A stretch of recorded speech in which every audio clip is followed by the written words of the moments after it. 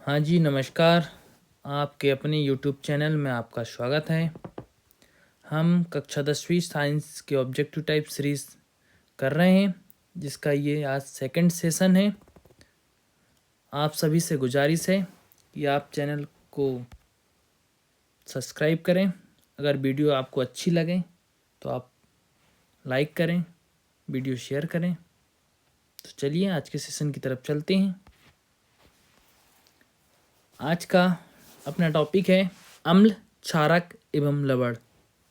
तो चलिए इसके पहले क्वेश्चन की तरफ चलते हैं। क्वेश्चन है, कोई विलयन लाल लिटमस को नीला कर देता है। लाल को क्या कर रहा है? नीला। तो पता होना चाहिए लाल को नीला कौन करता है। पहले लाल को नीला कर रहा है।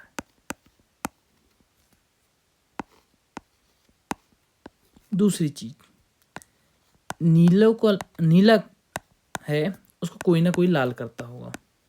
ठीक है, तो लाल को जो नीला करता है वो क्या होता है? क्षार। ठीक है, नीले को जो लाल करता है वो होता है अम्ल। और क्षारों का जो पीएच मान होता है वो 7 से अधिक और 14 से कम। अम्लों का पीएच मान जो होता है वो 0 से अधिक और 7 से कम होता है।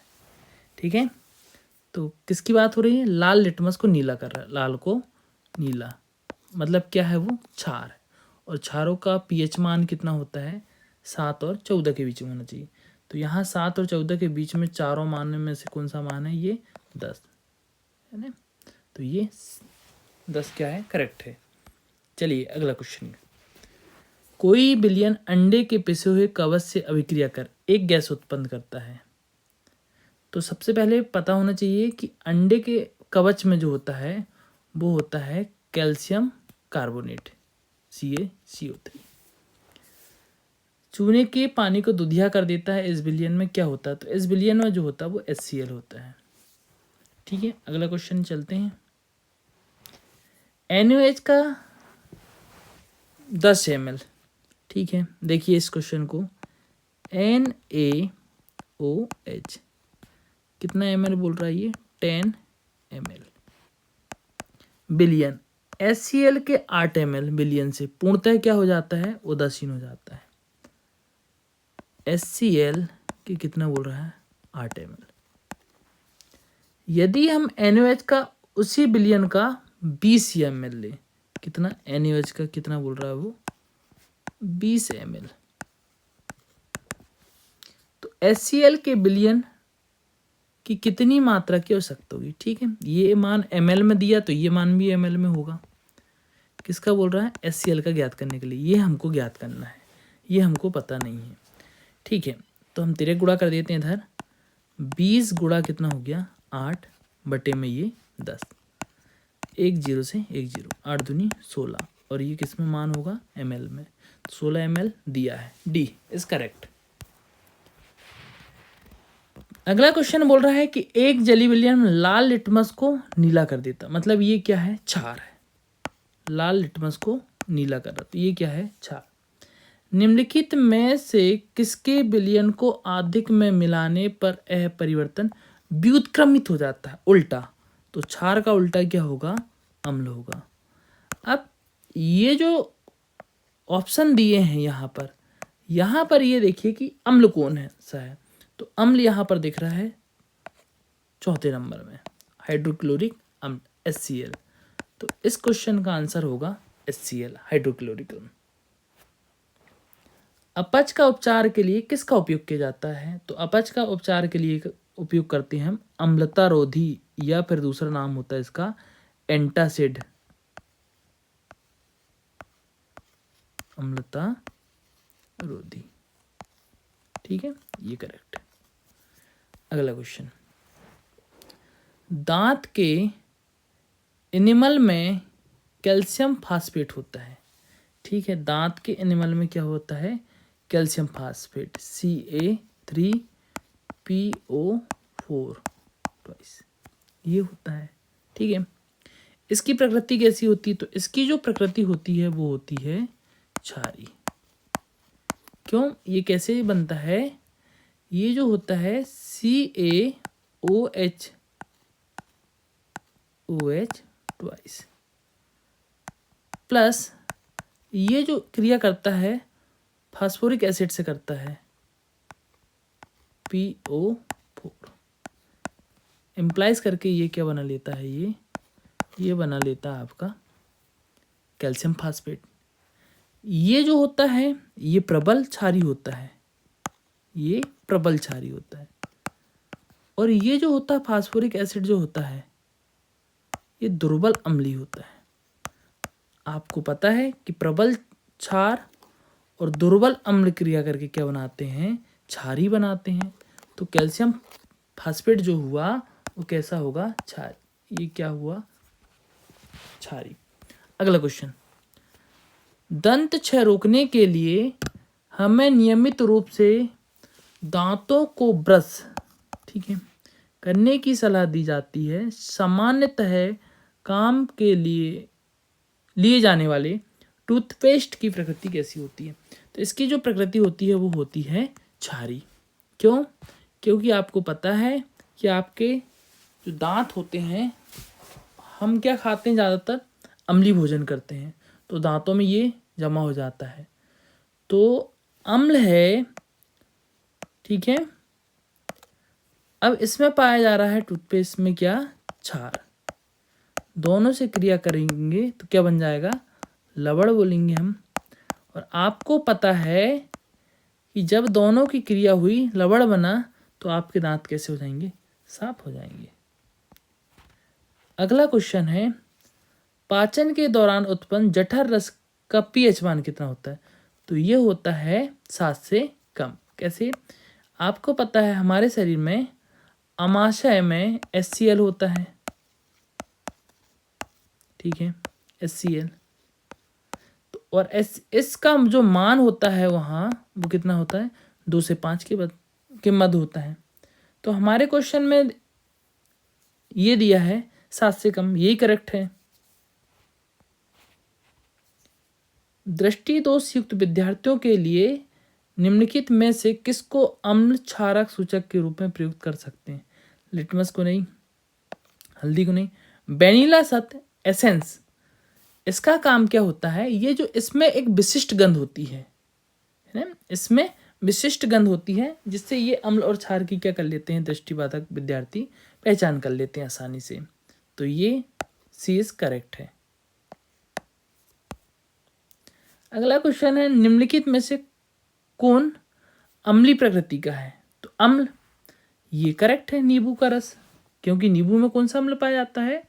नींबू में पाया जाता है सिट्रिक एसिड। ये सिट्रिक अम्ल, दूसरा नाम हो जाता है इसका साइट्रिक अम्ल। एक और नाम है इसका साइट्रिक अम्ल, ठीक। अगला क्वेश्चन, गोल्ड को घोलने के लिए निम्नलिखित में से किसका उपयोग किया जाता है?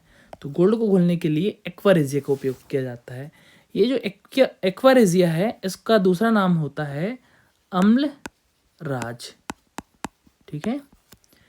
ये जो बनता है सांद्र HNO3 एक भाग होता है और सांद्र HCl जो होते हैं वो 3 भाग होते हैं। इसको बोलते हैं हम अम्लराज या फिर एक्वारेजिया। लैटिन भाषा में इसका जो नाम होता है एक्वारेजिया का, ये रीगल वाटर बोला जाता है, रीगल वाटर, ठीक है, या इसको बोला जाता है royal water, royal water, aqua regia को। ये लैटिन भाषा के शब्द हैं, ठीक है। अगला क्वेश्चन, लैक्टिक अम्ल। लैक्टिक अम्ल जो होता है वो दही में होता है, तो ए के ये आया। एसिटिक अम्ल जो होता है वो होता है सिरके में। सिट्रिक अम्ल नींबू या संतरा।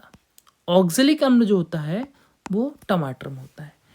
टाइट्रिक एसिड पूछ ले या टाइट्रिक अम्ल पूछ ले, तो टाइट्रिक अम्ल आगे पूछ ले क्वेश्चन में, तो ये पाया जाता है इमली में। अगला पूछ ले ये चींटी की डंग में, चींटी की